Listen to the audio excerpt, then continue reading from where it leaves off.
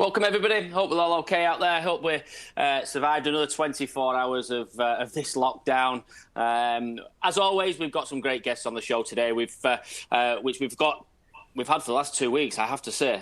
First things first, let's go through our streaming side of things. You know, thanks to the guys behind us. As I say, the streaming's been fantastic for the last couple of weeks. We did have a few problems right at the start with another provider, but Simply Videos have been fantastic for us and really looking after us behind there. SJ Sporting Events as well. They're the guys.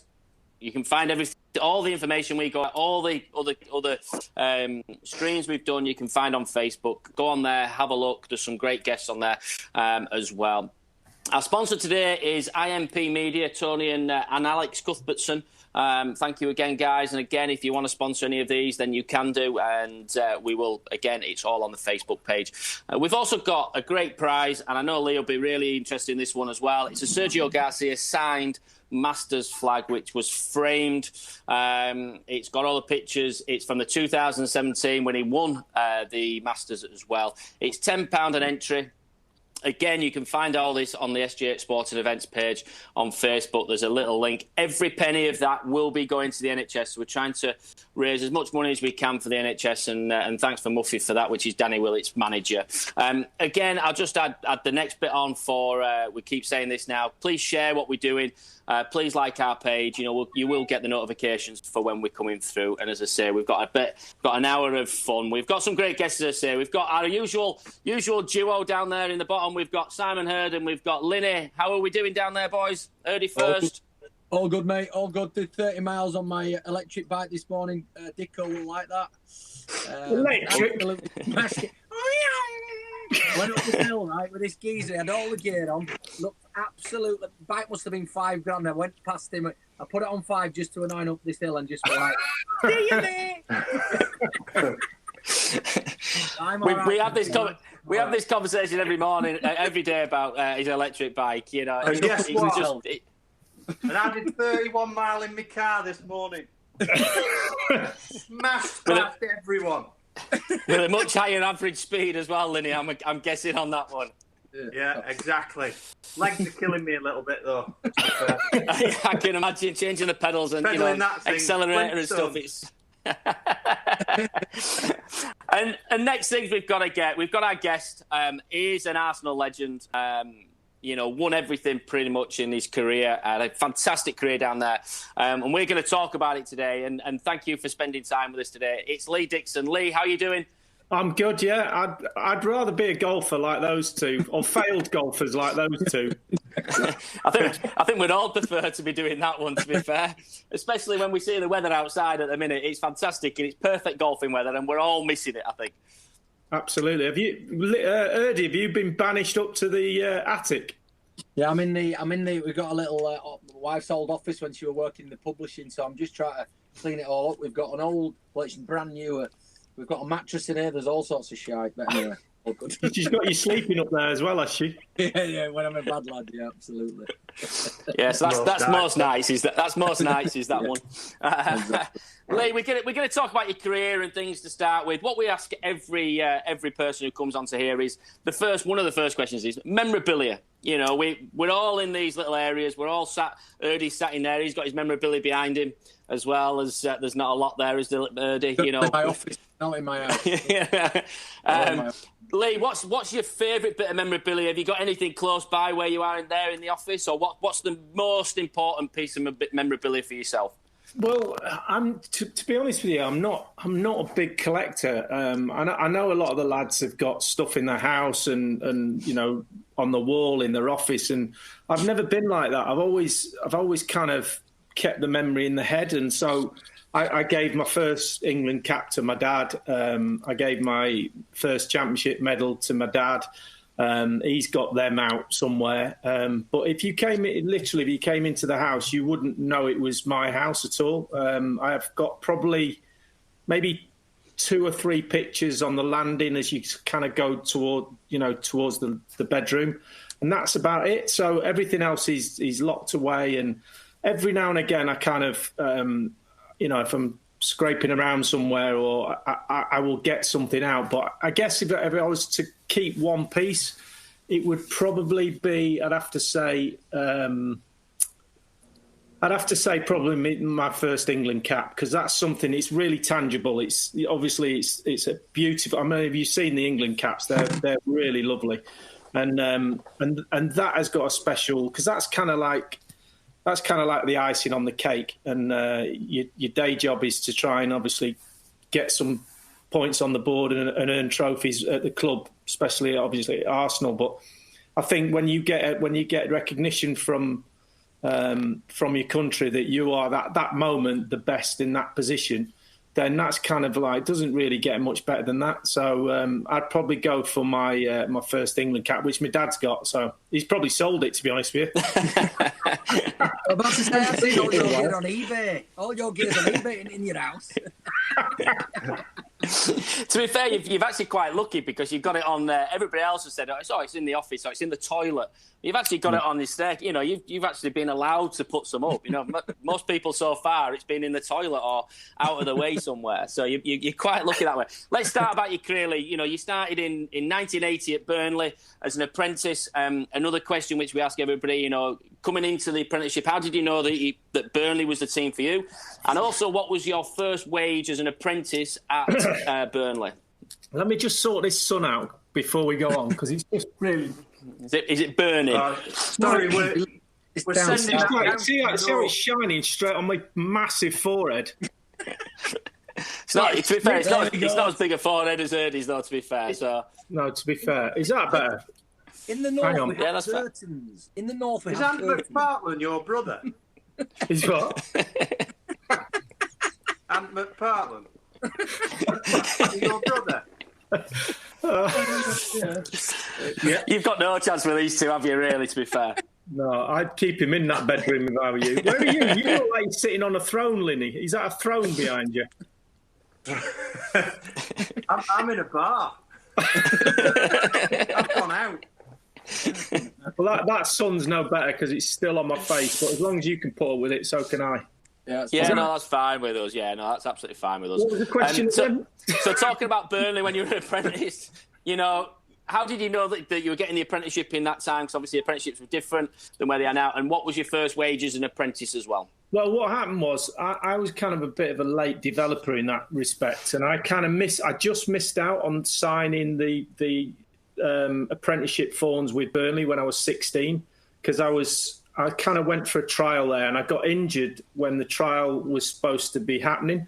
So I didn't actually trial out with the rest of the lads, which was probably a bonus in respect, because there was kind of 50 lads at this trial, and I probably wouldn't have got in. But because I was injured, I'd sprained my ankle playing rugby the day before for the school team. So I had to wait for a month, and then they invited me back, and the apprentices had already been given their positions by then. So Arthur Bellamy, who was kind of in charge of the youth at Burnley at the time, said, I tell you what, because you've missed out, we'll let you come and train with the apprentices. So I basically left school and just went as a kind of schoolboy apprentice, but I wasn't getting paid as such. I was just getting, 15 quid petrol money to go in, travel. I was still living at home in Manchester, so I was driving to Burnley every day. So I kind of missed out on that. And then I did some college work as well. And then, so it was kind of like an apprenticeship, but it wasn't an official one. So, and then I signed pro when I turned 18. And my first pro pay packet was £52 a week, I think. And that was 1980, when I signed 3. Hey. So 52 quid. And I had to give it to my mum. Yeah, for digs. For rent.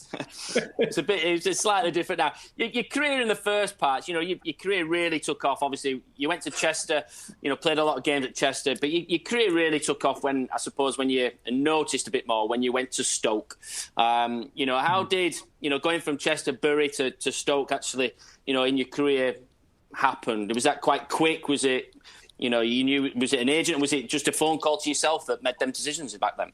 Yeah, I didn't have an agent back then at all, and I was playing at Bury, and Martin Dobson was my manager because he was at Burnley with me, and he'd gone to Bury, Eventually, I ended up with him, and I was only there a year. And then Mick Mills came in at the end. Mick was obviously a bit of a hero of mine because he was England fullback for many years. So I kind of was always watching the fullbacks and trying to pick up tips. And then all of a sudden, there was a phone call from him, and it was to Martin Dobson, and he said, "Look, we want him. We want to sign Lee. How much do you want for him?" And they basically said, "Well, they wanted."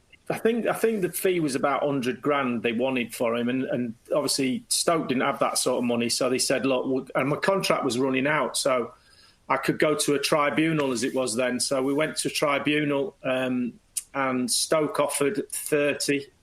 They wanted 100, and they set it for 40. So the lower the better for me, because obviously it was a conditional offer. So Stoke would have pulled out if it had been 100 grand because they couldn't afford it. So I got the move, and being under Mick Mills' tutelage was brilliant for me because he knew everything about being a fullback.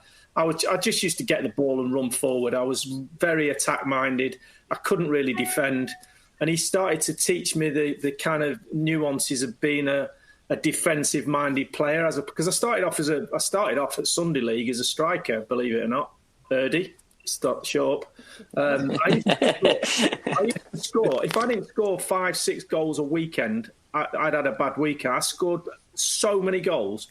And then I went back to right wing, and eventually at the youth level, I was playing right-sided midfield. And then it wasn't until he got an injury at Burnley that they said, "Go and play fullback for a day in the reserves," and I never moved. And so, but I didn't really know what I was doing. I was just kind of play like a right winger and then go back and see your centre half every now and again.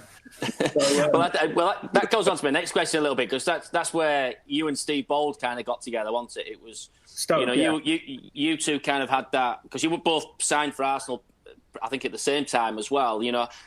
Did that combination between you two actually help you? It helped you all the way through the career for both of you, but how much was that when it happened at Stoke? Did you know that it clicked straight away? Well, I think Baldy was really relieved when I signed for Stoke, because he was playing right back, and he's the worst frigging right back you've ever seen in your life. And then he tells a story about when he was sitting in the dressing room at Stoke, and the dressing room's a little bit sunken down at Stoke, and there's like windows at the top in the first team dressing room that you kind of open, and they go out onto the pitch. So he used to sit in his taking his tie off and his shirt off, and he used to go, "Number 1, Steve Fox, way!" And then he used to go like this, and then he used to go, "Number 2, Steve Bull, boo!" Hammering. And that was like, there was about 10 people in the stand at this point, and he used to go, "Oh my God, I've got to go out there." And so when I signed for Stoke, he came up and shook my hand and said, "Best signing we've made for years, this is," because he could then go back to centre half. So we always had a relationship from then. But the difference with going from Stoke to then going to Arsenal was a shock like we could never imagine, because we thought, Steve was a good defender, but he didn't know what was coming with George. George literally took the 4 of us and on a constant daily basis used to whack us, not literally, but metaphorically, on the back of the legs with a stick every day. I signed in 88, and George left in 95, 96. So it was kind of like 6-7 years of on the back of the legs. You're not in the right position, get in the right position, do this, do that.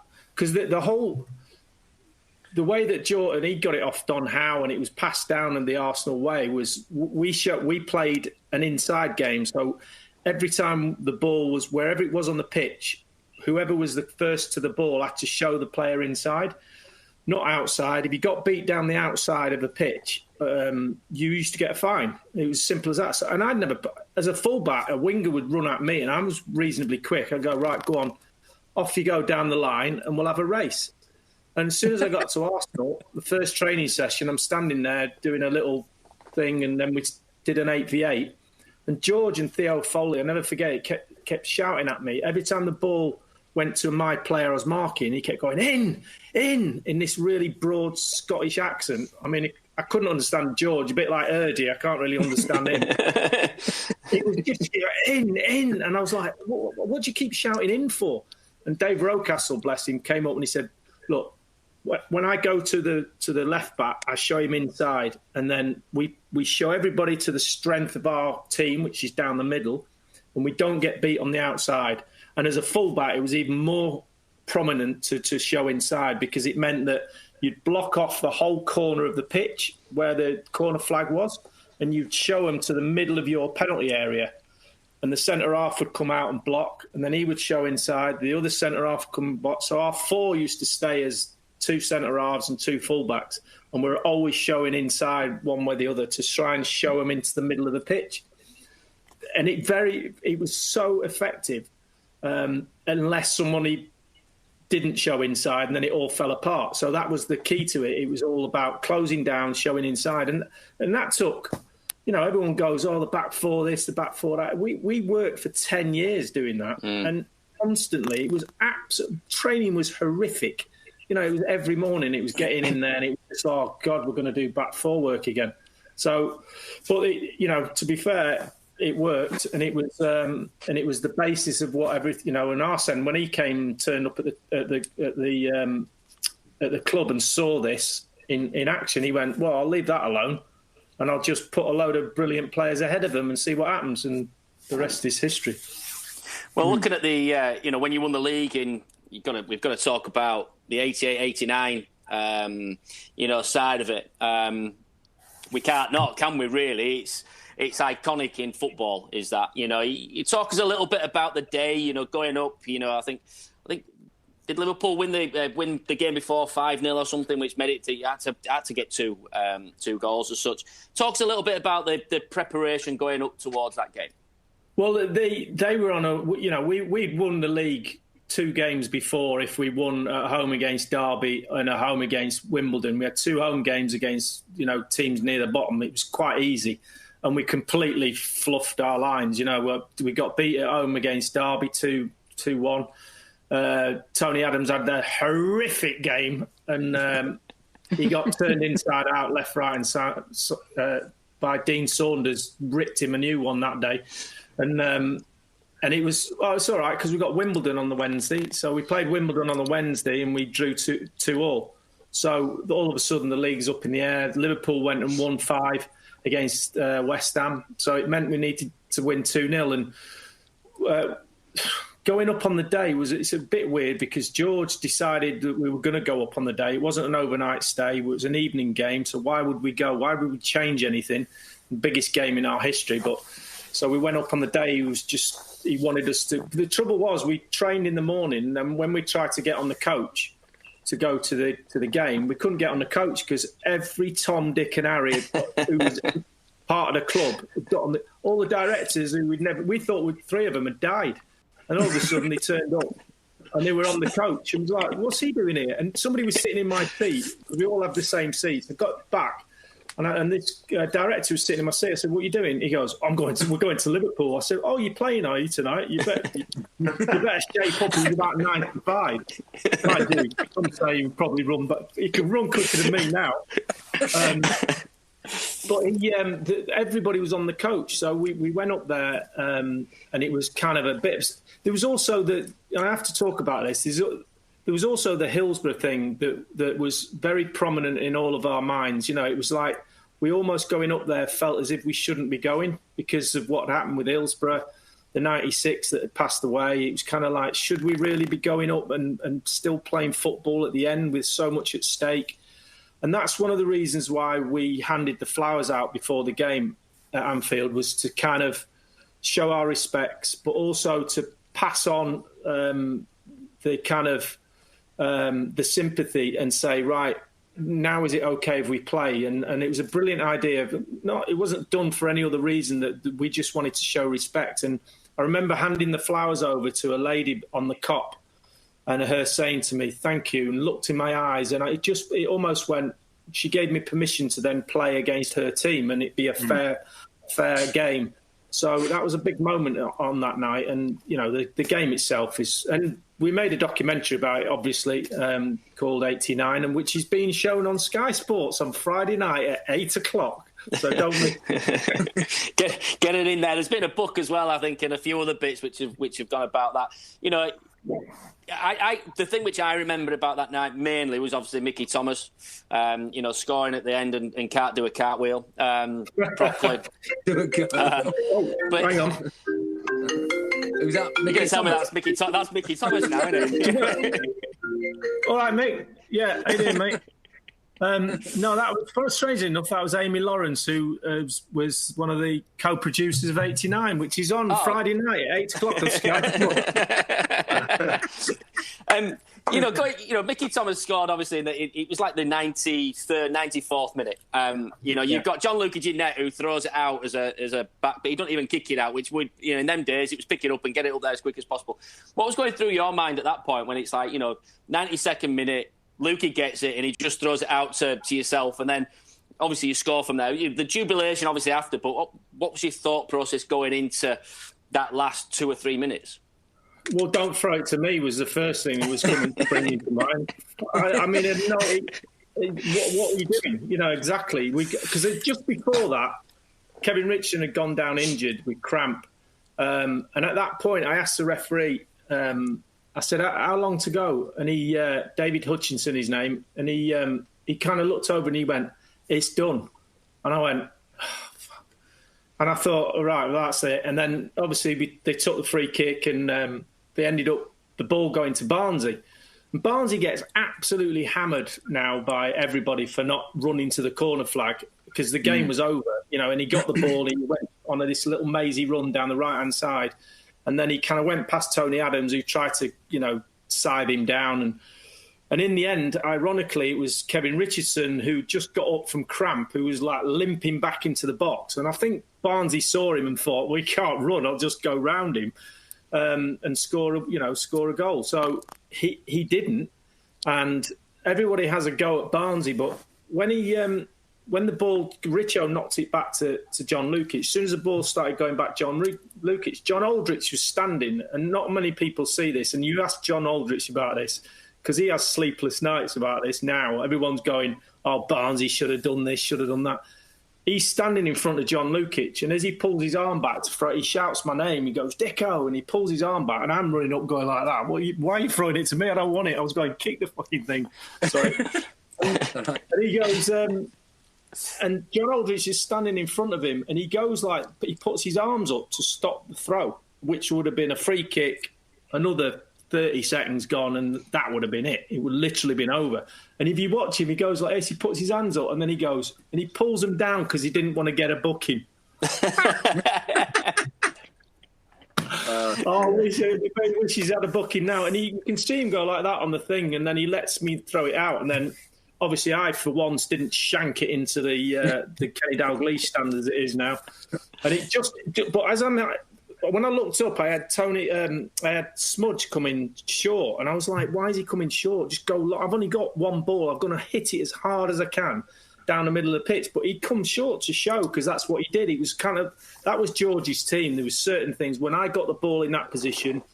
he would come to a certain position on the pitch to show for it, and it was just in his grooved in his mind to do the same. And I was like, oh God, I'm going to have to hit him now. And I was just about to hit the ball, and I looked down, and there was a massive divot, and the ball was rolling towards the divot. And if you watch it on Friday night at 8 o'clock, you'll see me kind of quick my step to get a kick on it, because I could see it's just about to hit this divot and go, way! And so I managed to get there just before, and it found its target. And then Mickey, who was Mickey, just, took a chance, and he made the run, a velvet touch from Smudge into his path. And then time stood still. It was literally, I was standing there just watching this number 4, the coolest guy in the stadium, who really, he could fall asleep on a clothesline, that boy. He literally was just walking along, seemed like he was taking an hour. And I kept hearing the referee going, it's done, it's done, it's done. And he took an hour to put it in, didn't he? And then, as you said, the worst celebration you have ever seen. And I literally burst out crying on the pitch because the ball went in the net, and the emotion of it just completely overtook me, and I started crying on the pitch, and then they kicked off, And I'm wiping tears out of my eyes going, if they come down the left side, I'm not going to be able to see anything. Luckily, they went down the right, and then the game finished. And the celebrations after? Thinking about it now, I literally get goosebumps. Yeah, I can imagine, because it's like the Aguero of people looking at it now with the younger generation. They look at Aguero and things. That was. No, you're a Man City fan as well, Everyone says, "Oh, it's the Agueros. It's better than the Aguero was against QPR." I mean, I'm a City fan, but it's not even in the same ballpark. And they were down to 10 men as well. What's that?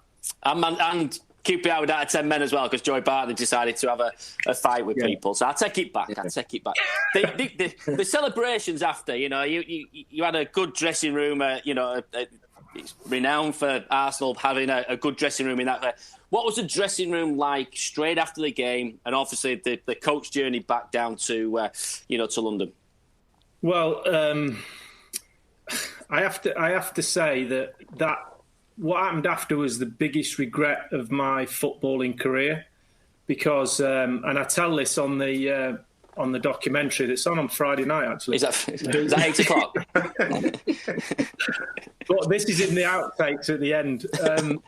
So my uncle had come over from Australia, and he hadn't been over since I was 6 months old.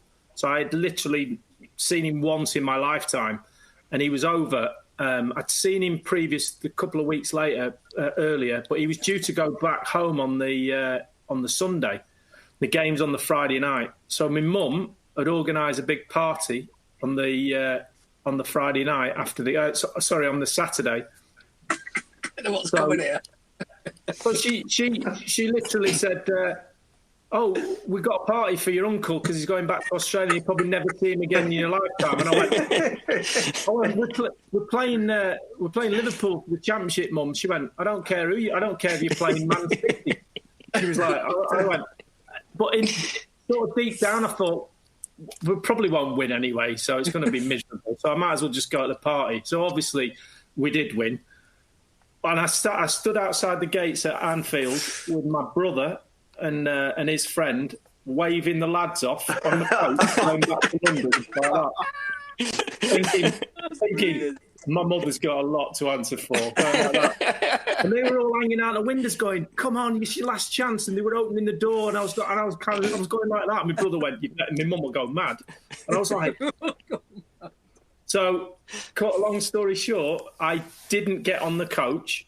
They had the best night ever. I don't even like my uncle that much. But the funniest thing about it was I'd had about a bottle and a half of champagne in the dressing room. I was absolutely larruped because you don't eat anything most of the day, and straight away you're not thinking about refueling. Back in those days, it was kind of, get a few down. We just won the league. So I still had a bottle of champagne in my hand when I got in my brother's car. And we're driving through Liverpool. I've told this story a million times, so I apologise if you heard it, but it's a good story. And as we're going through Liverpool, I said to my brother, "I'm absolutely battered here." I said, "I need something to eat." And he said, "Well, we'll stop off at a chippy and get some chips before we get home to Manchester." And I said, "Brilliant." So we're going through Liverpool, and there's a chippy on the left. So I said, "There's a chippy there." So he stops the car. I jump out. I've got my Arsenal blazer on, my tie around my neck, and a bottle of champagne in my hand. I jump out and I literally run into the chip shop and go, "4 fish and chips, mate," to the guy behind. And as I've slung over the door and said, "4 fish and chips," I've gone. The realisation of where I was, what I'd just done, and what's about to happen to me, just all stunk into one moment. And I went like that, and the bloke's standing behind the thing, and he's looking at me like this. And I thought, well, that's it. I'm literally going to. I sensed there was people in the chippy, but I didn't see them. I thought, I'm literally just going to die now. The best thing that's ever happened to me, and I'm going to die in a chip shop. And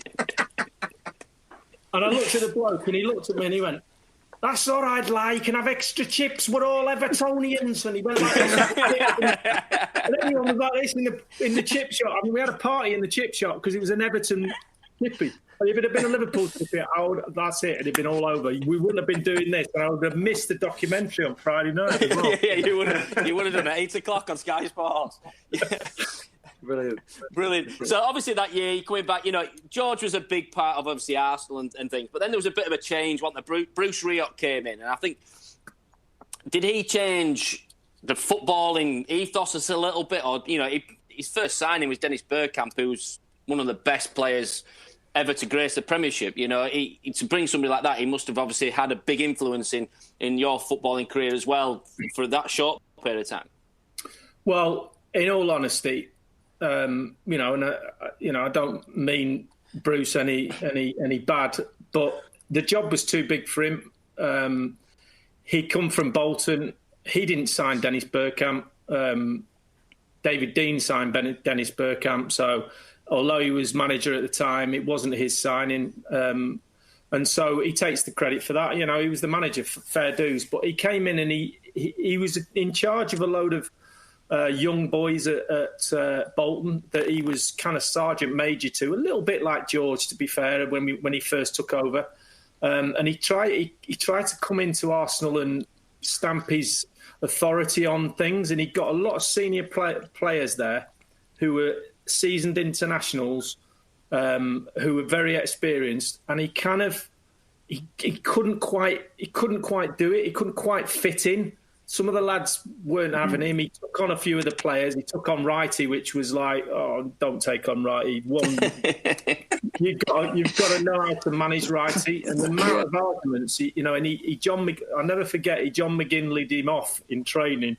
So he was trying to put this session on, and he's trying to get Wrighty to kind of like peel off on the centre-half shoulder, and we did a little diagonal ball over the top of the centre half, and it was like a little drill.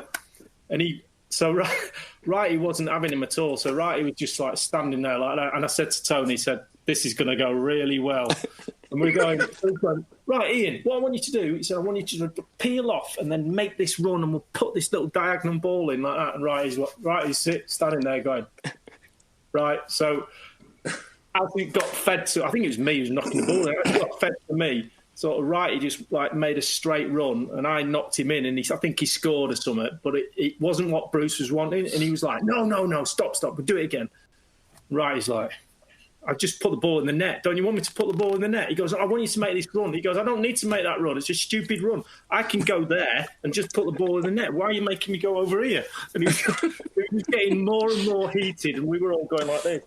And then Bruce turned round to Wrighty and said the immortal words, well, when I was at Bolton, John McGinley used to do this.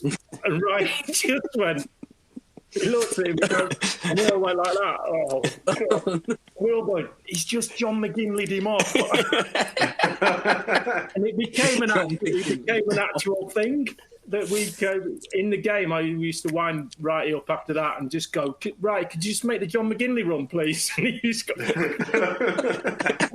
Well, as soon as you put something like that in, obviously you kind of most likely lose a bit of the dressing room at that point as well, yeah. I would imagine. But he didn't last very long down there. And then the biggest influence in Arsenal history, maybe, certainly in my time, Arsene Wenger came in, who had some brainwaves of different ideas, and you guys took it on. How did Arsene come in and change your thought processes as footballers? Well, the impact that he had, and I'll state it here and now, it was probably the biggest impact on British football. He changed British football forever with what his ideas, his nutrition, his stretching methods, his ideas on football, and that was from day one. He turned up at the training ground with his. I always say he looked like my geography teacher at high school. He was kind of like, he had leather things on his elbows. He had a little pair of glasses on his jacket. He just looked like Mr. Smith in Geography 3. And I was like, who is this guy? He's got a name that's similar to the club. How weird is that? He changed his name on purpose. How can you call yourself Arsene when you manage with Arsenal? It was all a bit strange, but I was 30. He had a lot of senior players there. I was 32. The back four were all similar age.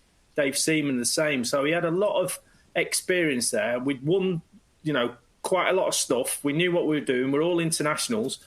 And he came and he just went, right, we're going to change a lot of things, and it's going to be quite a lot in a short space of time. But if you do this, then we will win trophies. And we were like, well, we win trophies anyway, so convince us. And I think he was he said to me, and he said to a few of the lads at the back, you'll play till you're quite old, because I will give you the opportunity to improve your nutrition, your stretching and all of that lot, and your bodies will feel better. And we were like, I just said, right, let's do it, bring it in. And he did say to me about a year after he came, he said to me, I was going to get rid of you lot, the back four. He said, I thought you were too old. I'm a bit, because he's got a thing about over 30-year-olds. And he said, but you surprised me how good you were individually. I thought you were just a unit. And he said, once I saw you in training, I realised I didn't have to do anything with that. So that was his stroke of luck from his point of view, that he came in, the base was there. And then he also knew the French market inside out like nobody else. You can't do that now because everybody's caught up. Back in those days, he'd go, right, I'll pull on Nicolas Anelka from Paris Saint-Germain and Manu Petit from Monaco, and I'll get this, and I'll get a Patrick Vieira. Nobody knew these players, and he just went, right, go on. And he also obviously had Dennis as well, and Nicolas was the find of the century. He was unplayable in that year '98 when we won the double. His first full season, he was unplayable. But he was very clever, Arsene. What he did, he would change 5 or 6 things. So we'd get our kit on and he'd go, right, we're going to go and stretch. And we're like, it's a bit weird. Don't we do a warm-up before we stretch? He goes, no, we stretch, then we do a warm-up, then we stretch again, then we go for a bit of a jog, then we'll stretch, and then we're like, any chance of us kicking a ball? Like, then we'll do a load of stretching, and the stretching was monotonously all day long, and we'd do a warm down after, and then a stretch before you get in the car. I was going home in the car driving like this, sort of, and literally we're stretching all the time. But one of the things he did, on our first away game, we're in a hotel, and he said, normally in an away game you get a call about 10:30, go for a little walk till about 11:30, go for your pre-match meal, sit around, watch Football Focus, go to the ground about 1:30, game at 3 o'clock, as you know, Andy, sorry. And then he goes, first morning, he goes, you'll be getting a call at 7:30. We're like, what? 7:30? He goes, yeah, we stretch at 7:45 in a stretching room. We've got a conference room, and we're like, so the alarm goes off, and me and Dave Seaman are like, Dave doesn't go to sleep till like 5 o'clock in the morning. He's like watching telly all night. So the 7:30 alarm call, he's like, hey, what? And this is our goalie who's got to keep the ball out of the net, and he's half asleep as he's going down for his stretching. We go in this room and start stretching, and this went on for 5, 6, 7, 8 weeks, whatever. Every time we had a game, 7:30 stretching, and I said, well, when we're at home, I get up at 10 o'clock and I play around with the kids, and then we go to the ground, and so I don't do it at home. Why? You're in a different mindset when you're in a hotel. We've got to get you out of the bed and da-da-da. But that was the one thing that he gave us back, because we had a players meeting saying, we're not fit enough, we're not doing enough work, his training's really weird, we don't feel as if we're going to fit. This is before the Charity Shield against Man United when we battered them 3-0. Yes. Our first pre-season with us, we basically said, we're not fit enough. I said to Tony, you've got to go and see him. I had not played one 90-minute game before we played United at Wembley, and it was baking hot. I'd played 20 minutes first game pre-season, 30 minutes next game, played a half. The most I'd played was 45 minutes. I said, I'm not going to be able to start the season. And so we went to see him, and he just went, yes, you will be fit, you will be strong. So what's he basing that on? Because I need to get at least 5 90-minute games under my belt before I feel good. We played in the Charity Shield against United, and I swear to God, I could have ran all day long. I was like, how did that happen? It's just the way he's physiology. He just knew players. He knew how to get them fit. And he gave us back the getting up in the morning. We went to see him and he went, I tell you what, you don't have to get up on a match day at 7:30. We'll stretch at 10 o'clock. And we all went, brilliant player power. Yes. What his cleverness was, he was always going to do that. And he just gave us something. We thought we were powerful. And he just went, I'll do that. And then I'll give it them back. And then they won't moan about the other stuff. And his man management then must have been possibly one of the best you've seen as well in that sense. You just touched on it there. His man management, what was that like? Especially with people like with Wrighty and people like that in the dressing room as well. He lets the dressing room police itself, and he was lucky with that because we had a very self-policing dressing room with a lot of senior players in there. So when the French lads came in, and when Patrick walked in and didn't speak to anyone in the morning, we would say that's not acceptable. You don't come in here and not speak. In Tony Adams, Nicholas Anelka was 18. He was the shyest boy you've ever met in your life. Came in the dressing room, sat down. Tony Adams came in the dressing room, went up to him, and he went... Tony had this thing that he'd go around and shake everybody's hand in the morning. And it was kind of like, oh, all right, Tone. I'm fair, whatever. Go and sit, It's one of them. It was just his ritual. He went up to Nicholas Anelka and he went... Morning, Nicholas. Nicholas went like that because he was so shy. He just went. He goes, morning, Nicholas. Nothing. Morning, Nicholas. Right, Tone, leave him alone. He goes, no.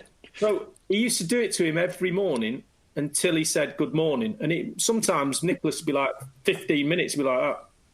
We'd go, Nicholas, say good morning to him. And it was just part of his thing, and you were not allowed to. You were allowed to be yourself, but you had to fit into the way that the dressing room worked. And Arsene loved that because he could just let us get on with it. And you could be your character, and Patrick used to walk in sometimes and be really miserable because he was now and again. And within 5 minutes he was laughing and joking because that's not allowed. We're going to have to train together. Come on. So, but what Arsene didn't like, he hated confrontation. He finds it very difficult to have a confrontation with you. So he'll listen to you, and then he'll do it his way most of the time. So on Fridays when he was picking the team, if you were in the team, you'd know about it because you'd walk down the corridor to go to the dressing room, and he'd come out of his office and he'd go like that and he'd walk away. Because he knew, and you go in the dressing room, I'm not playing tomorrow. I go, no, I've seen the gap, he didn't say good morning.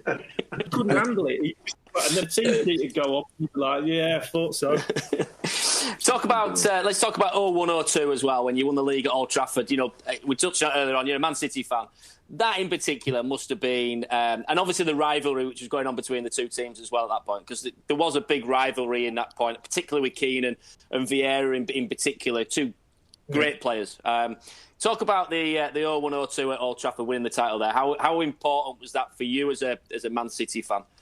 Well, it was big. It was my last season. I knew I was retiring. Me and Tony were retiring at the end of that season. And so to go out with a double was kind of what I said. We said at the start of the season, he goes, let's win the double and then let's go on our way. I was 38, Tony was 36. Our knees were bothering us. And Lauren had come in and started to take over the right back, and he was a really good player, Lauren. I knew I wasn't going to play much games that season. I think I played about 10 or 11 or something like that. Was your uncle back over us again as well? Funny, I haven't seen him since that night.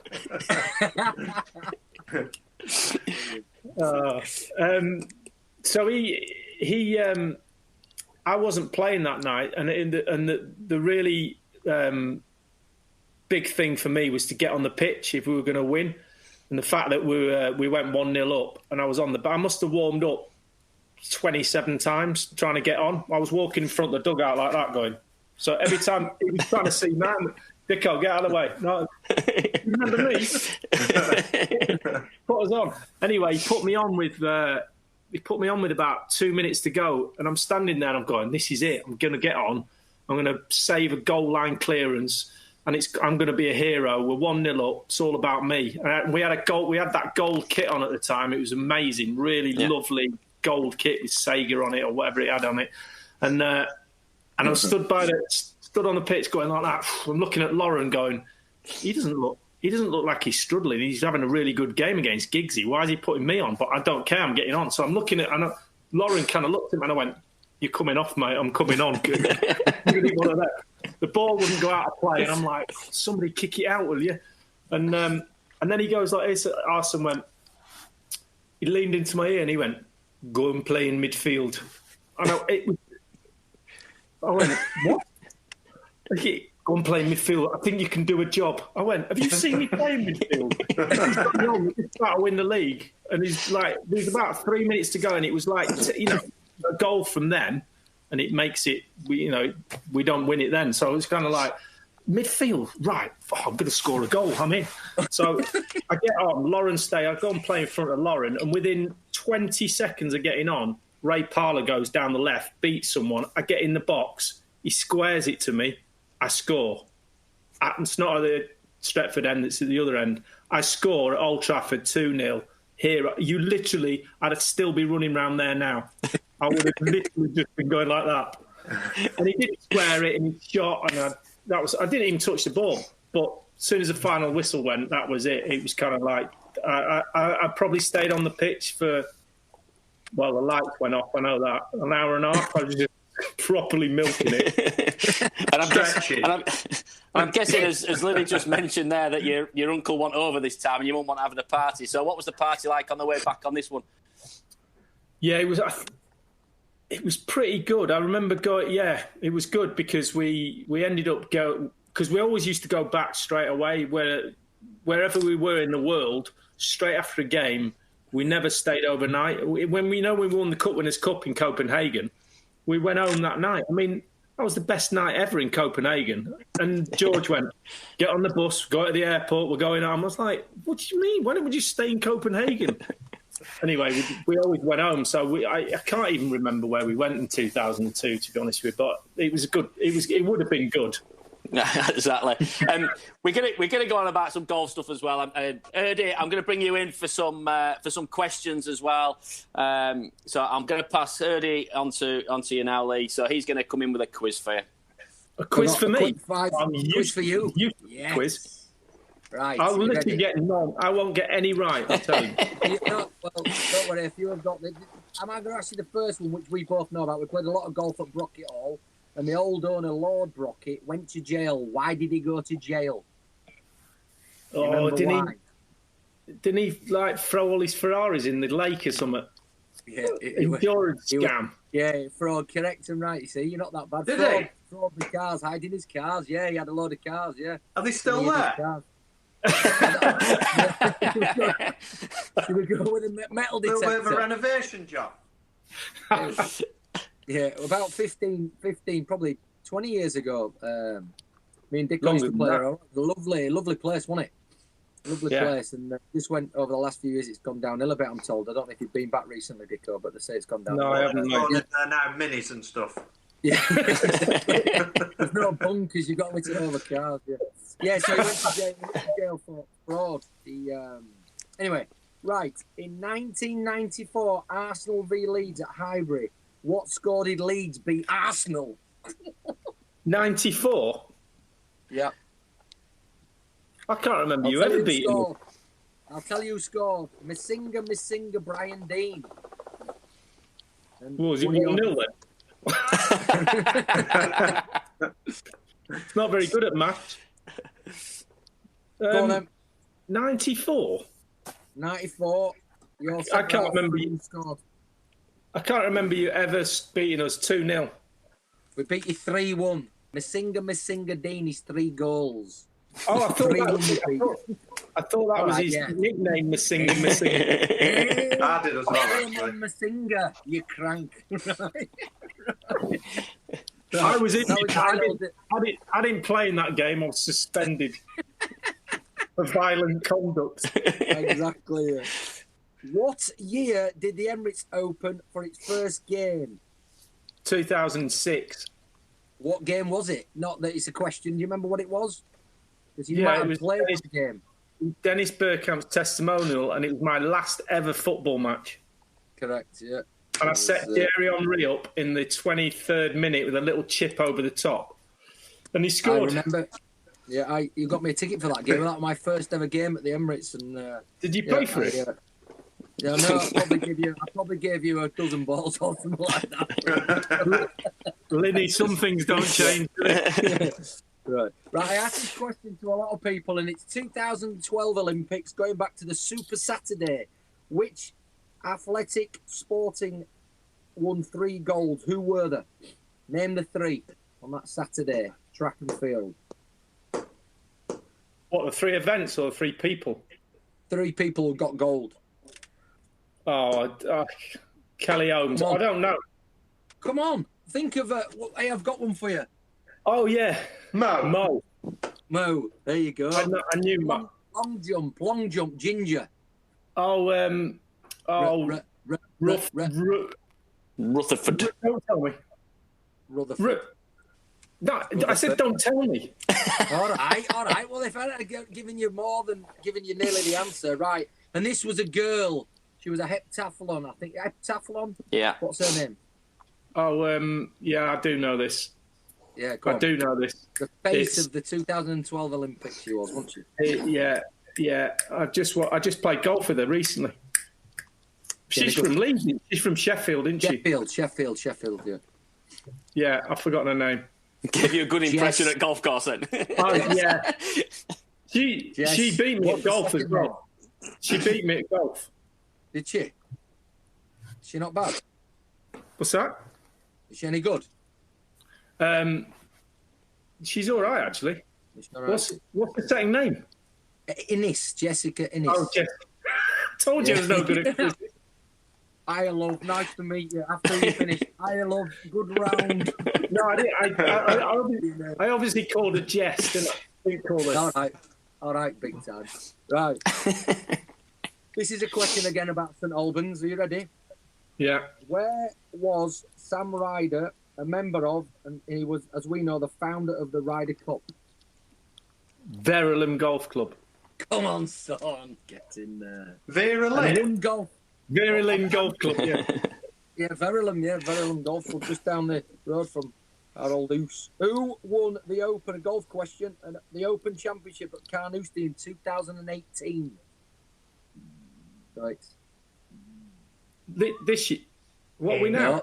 2019 was in Ireland where Lowry won. Who won the year before? Lowry won, yeah.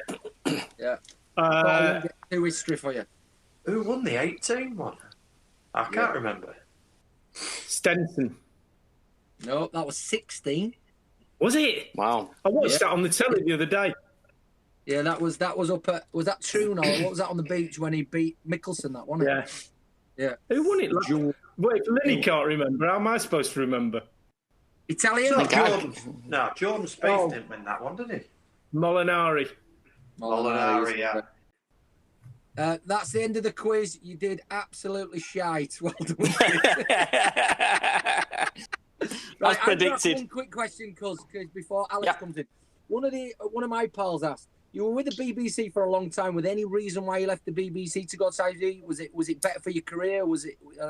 Alan's quite a strong character. What was the reason? No, in all honesty, I'd kind of worked my way up to be kind of under the legend that is Alan Hansen.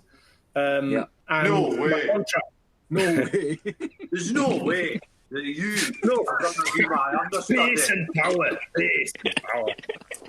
And I kind of, my contract was up, and it got to negotiations, and they made me an offer, and I said, "Oh, maybe." And Alan was just coming on the scene. I said, "I tell you what, just pay me what Alan's getting. Well, I know he's England captain, but I've been in here longer than he has, and I'm more experienced in media than he is. So if we pay us the same, and I'll sign." And he goes, "Yeah, I've made the same offer." And they told me they'd made the same offer. So I went, all right. What he didn't realise was we both had the same agent.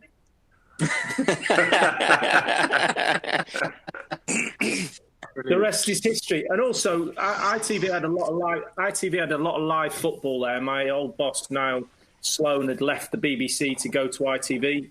Adrian Charles had left to go to the ITV as well. So there was an opportunity there to be part of live football for ITV. And not long after I signed for them, they lost all the live football.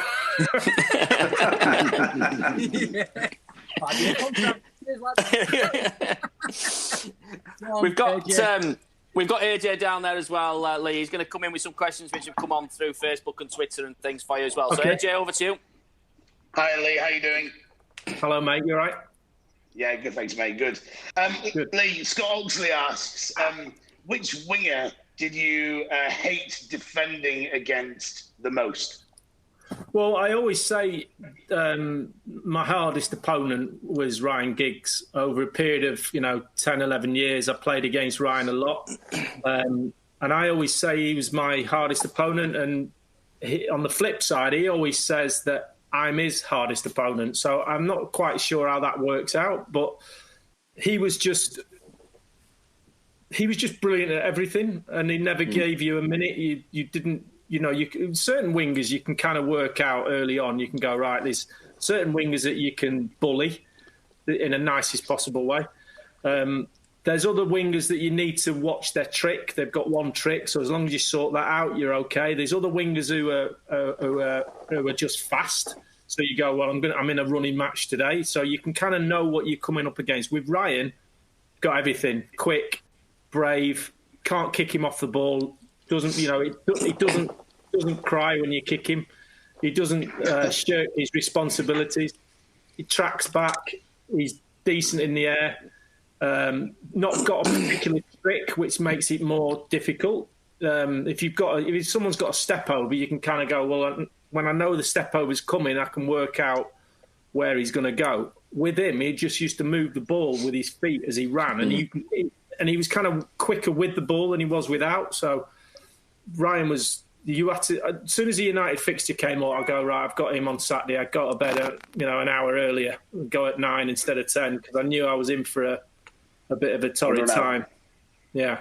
Okay, great. AJ, I'll just remind Dicko, because it always makes me laugh. If you ever watch Giggs' goal, that slalom goal. Yeah, it was that the... Yeah, no, but forget that. He had Dicko. Dicko was, I think he was feeling sick. He made him give him the run around that day. Sorry, you cut out then. No, you know the funny thing about that, by the way, let me just tell you this. We're in the dressing room before the game, and team sheet comes in. Pat Rice always used to read, team sheet goes, they've left so-and-so out, they've left, I think they left Coley out. And he goes, and he went, Blomqvist is starting. Giggs is on the bench. So all the lads in the dressing room went, oh, Dicko, you lucky sod. And I went, I said, what are you on about? And he goes, Giggs is on the bench. I said, no, that's not luck. That's the worst thing that could possibly happen. And they were like, why? I said, because I'll tell you this is what's going to happen. So Blomqvist, who's a decent player, by the way, Blomqvist is going to be on for 75, 80 minutes. He's going to run me ragged. I'm going to be on my game the whole time. And then with 10 minutes to go, Giggs is going to come on. And I'm knackered. And he's like that. And I went, really? And I went, yeah, I want him on from the start. I'd rather play him from minute 1 than minute 80. Sure enough, 75 minutes, I see him get off the thing. And as he ran past me, I went, oh, you're kidding me, aren't you? He took his top off and he went like this. Ran off the thing and I went, oh. And then obviously the rest is history. Brilliant. No. Adam Simpson asks, the voice of FIFA 2020. How did you go about recording your lines? Or was there a script or was it completely off the cuff? So what happens is you get a recording slot. We normally do about 15 full days to make the game. So those days are kind of, you get in at 9:30, you start about 9:45, 10 o'clock, and you finish late afternoon. And what happens is they get scenarios. So you'll get a script, about that thick script with 20 pages on, and each section will have a scenario. So it'll be like the context of what we're talking about. So we might be doing, say we're doing goals, which is an obvious one. So you go, right, goals. So we're doing shots inside. So it'll say shot from inside the box. The player should score, so you take from that is reasonably close. Keeper gets nowhere near it. That's the scenario. So you're given a sample line, which you never use because it's written by somebody in Canada who not necessarily switched on in the football department. I'm being a bit unkind there. But you'll get an example line, and then you go, right. So the commentator will go, whatever it is, Ronaldo cuts inside, shoots, he scores. And then the colour bit, which is what I do, is then explain what's happening. I'll go, yeah, he dipped his shoulder there. Just look how poised he is at that moment, and the balance as he shoots it in the bottom corner. And that'll be one thing. And then they'll go, underneath it, it'll say, we need 15 of them. And you're like, you do 15 on the spin, different ones like that, bang, bang, bang. So they'll go, right, I've got that one next. And you go, and you have to make somebody else up. So normally I get the scripts before I go in. So I will write basic things about what I'm going to say on that one scenario. And then you go on to the next one and it'll go, now it's in the middle of the goal and he's shooting from the penalty spot. And you have to do 15 of them. And then each time that triggers it's a real complicated algorithm how it picks it out. So when somebody's pressing the button on the game and he shoots from the penalty spot, it will get rid of all the things that doesn't include, and then it'll go to shooting at the penalty spot, and all those lines will be in the computer, and then it'll pick the one that is most relevant to what is happening through that button. I mean, that's why sometimes on Twitter, somebody will go on Twitter, oh, God, I'm playing FIFA. Dixon's just called that offside. It's never offside. And I'm going, and I'll go, what a knob. What a knob. So I'll reply and I'll go, I'm not behind your settee, It's not right. Honestly, it's so clever, isn't it? Brilliant, So brilliant. We've got loads of comments about what a fantastic pundit you are. But one of the questions was a good one. It said, "What is it genuinely like doing co-punditry with Roy Keane? Is it scary? And do you ever think I better not say that because he might clock me one, or do you just think, oh, come on, Roy?" No, to be fair, I get on really well with Roy. And I think it's because, and I'm saying this, he'll probably knock me out next time I see him. I kind of say my thing to him.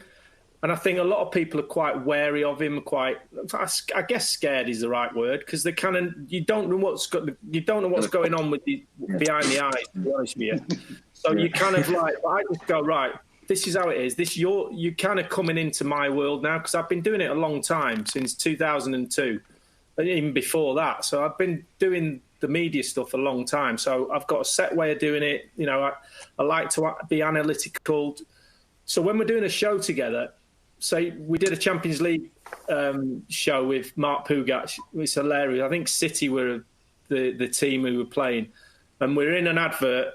And Mark Pugac said, right, Roy, what are you going to say about Man City? Because we've just seen the highlights. And he'll go...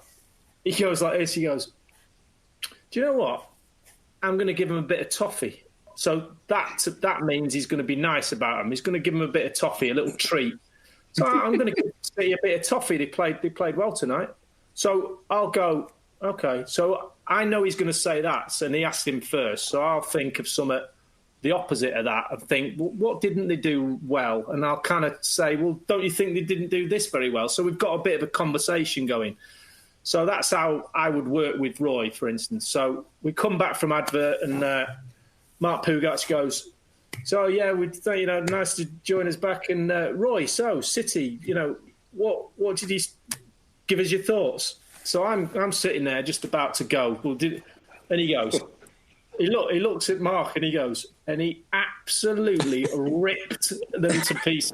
Like on the spot, he just changed his mind and goes, Nah, not good enough tonight. And I've gone like that. I'm looking at him going. So and then he's looked at me like that, as if to say, "Yeah, what are you going to do now?" Because I've been in the game quite a long time, I can deal with that. Sometimes you get him in a position where he's spikier, and he kind of goes. And I always wear an earpiece because an old broadcaster once said to me, "Learn how to use the earpiece." And he said, you will be a safe pair of hands and you'll get work forever because presenters like to work with someone who can use an earpiece. And it's not easy when you first start, but you get used to it. 5 voices in your ear at any one time. People talking to you, director, producer, ordering cameras, next bit of VT. So there's a lot going on. So Mark's asking me a question and there's all this going on. And Roy's answering questions, and I'm thinking about what to say next. And every now and again, the producer in my ear, this is my job, producer in my ear will go, Roy's a bit flat for some reason. He's a bit, and he'll just go in my ear. It all goes quiet, and he goes, I lean forward for effect. He goes, poke the tiger. Brilliant. That's brilliant. The worst thing you can ever hear in your ear because you just have to go like this. So, Roy, and then he goes like that with his death eyes. Anything can happen from then onwards. That's brilliant. That's great. Lee, thank you. Listen, we're just going to bring in our sponsor, who's got a quick question. I hope you don't mind. Alex, are you there? Or Alex, are you online? You should be there. Hi. Can you hear us? Hi, Alex. How are you doing? Go ahead and ask your question to Lee. Who do you think is the best Arsenal striker of all time, and is Aubameyang in your top 3? Good question, kid. Well, I'll answer the last bit first. No, he's not in my top 3. Yeah. Because to get in my top 3, he's going to have to get ahead of Thierry Henry, Dennis Bergkamp, and Ian Wright, and he ain't better than any of those 3. So. My all-time favourite player and best player I ever played with was, who's say he's strictly a striker. He's a 10, he's a 9, he's an 8, he's any number you want. He's Dennis Bergkamp. So he's my number 1 player of all time, who happens to be a striker. So it's very close with him and Thierry because Thierry's obviously the record goal scorer and an amazing player to play with. But Dennis had a little bit more away from the goal than Thierry did. So I would go, Righty's going to kill me next time he sees me, but I would go Dennis, Thierry, Righty. Having said that, if you said you could have one player and you were playing away from home on a Wednesday night in pissing down Leeds, sorry. Sorry, always rains in Leeds. Yeah, I would pick Righty because he always used to score at Leeds. What about Aubameyang? You have to put that one in. What about Aubameyang? Is he top 5? Is he that good, or is he like Alex said? Yeah. He's pretty good. He's a goal scorer. So yeah, he would be. I'm trying to think whether. Yeah, he'd probably be 4. Well, I never play. You always get the best when you play with someone, and I never played with him, so I don't really know how good he is. Thank you. Alex, thanks ever so much. Thanks for your question, Alex. Thanks, Alex. We've got to just very quickly, we're going to just talk about a bit of golf as well, because obviously we know you love your golf, and we've got 2 golfers on here as well. Have we got 2 golfers coming on? Yeah, there's me and there's somebody else. And we've got 2 golfers on, and I know you played a lot with these guys as well. You know, it's your chance now, Lee, to just have a little bit of a dig back at them guys if you want. You know, it's just, you love your golf. Been practicing, I see, as well, in the lockdown. Yeah. So, did you 2? I presume you're overlapped. As in, I mean, I know you played on the very, very small tour, Nerdy, but no, I'm joking. I only played 5 years. 5 years with each other. Yeah, well, I grew up from 1990. Was it 96 or 94? Tour school, Linny. 95, man. And I think so. From then, I was kind of on and off, and then I got on the. Of course, Linny was on for a long time, and I was on and off, kind of tour school challenge tour. But I mean, if as we all know Poulter very well, and you know him well as well, we used to kind of have great fun on the challenge tour and stories, and playing golf, and I kind of met you firstly through Pulse, didn't I? Really, but we had some great fun. Myself, Poulter, and Linny. He actually wrote a chapter in his book about the three amigos. That were, I'm told, that were the three of us. I'm just trying to think back to whether when we was at Loch Lomond recently, Linny. Yeah. With that amazing 7-wood in my bag. That lady. I remember you taking shots off me on holes where my mum never even used to take shots off me. That's the one thing I can remember about it. Have you seen? Seriously, Linny, did I show you that 7-wood though? It's just, I'm still hitting it, Hurdy. It's unbelievable. It's my favourite ever club of all time.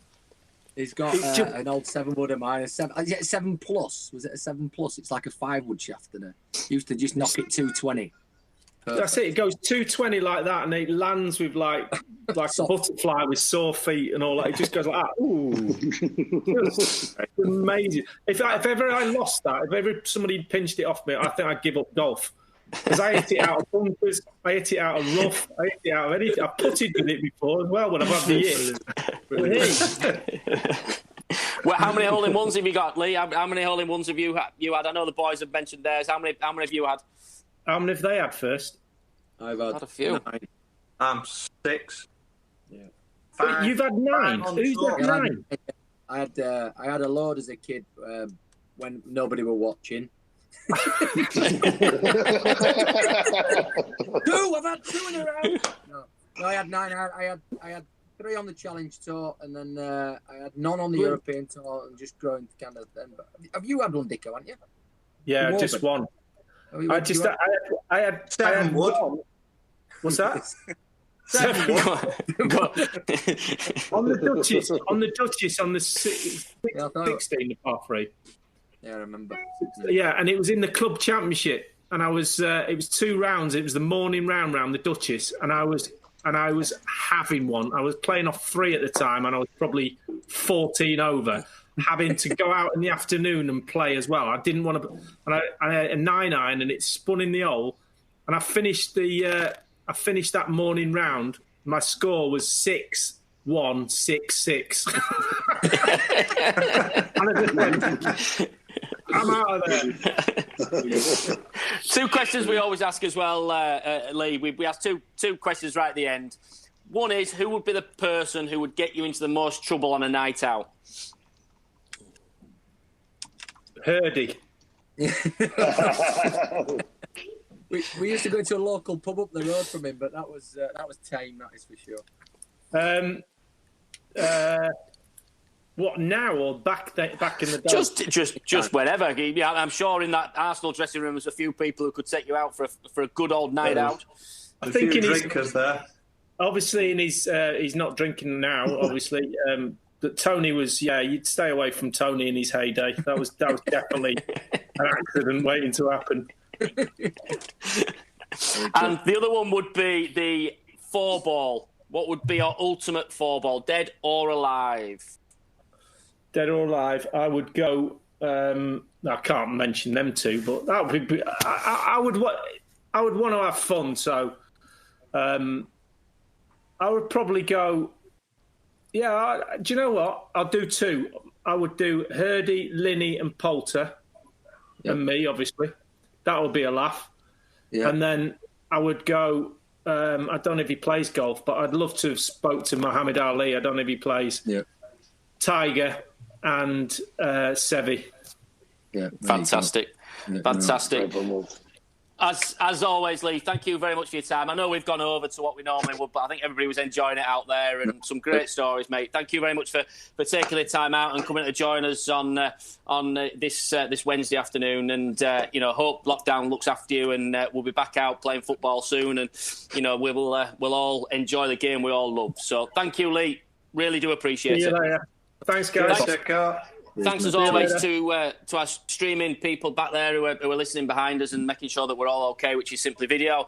SGH Sporting Events, you can find out all the information, guys, out on their Facebook page. We've also got the Sergio Garcia flag. Don't forget, £10. You can enter as many times as you want. It can be anywhere in the world as well. And every penny is going to go to the NHS as well. We are going to draw that on Friday. We've got a great guest on Friday as well, who's going to draw that for us. It's a 2007 Masters flag signed with pictures and everything else. Thank you to IMP as well, media, and Tony and Alex, and for his question there, and for sponsoring today for us as well, which has been fantastic. So we'll be back again tomorrow. We've got Jermaine Beckford with us tomorrow. So we're going to have a good chat with Jermaine. A lead player and stuff, so we'll get him in about his career, and we've got Michael Vaughan then coming on Friday. So we've got another 2 great guests coming. We've had some great guests this week. Lee, thanks again, and guys, thank you very much for your time, and we'll see you again tomorrow. Great fun. Thanks, guys. Cheers, Lenny. See you Very later. much. See you later. Cheers, mate. See you later.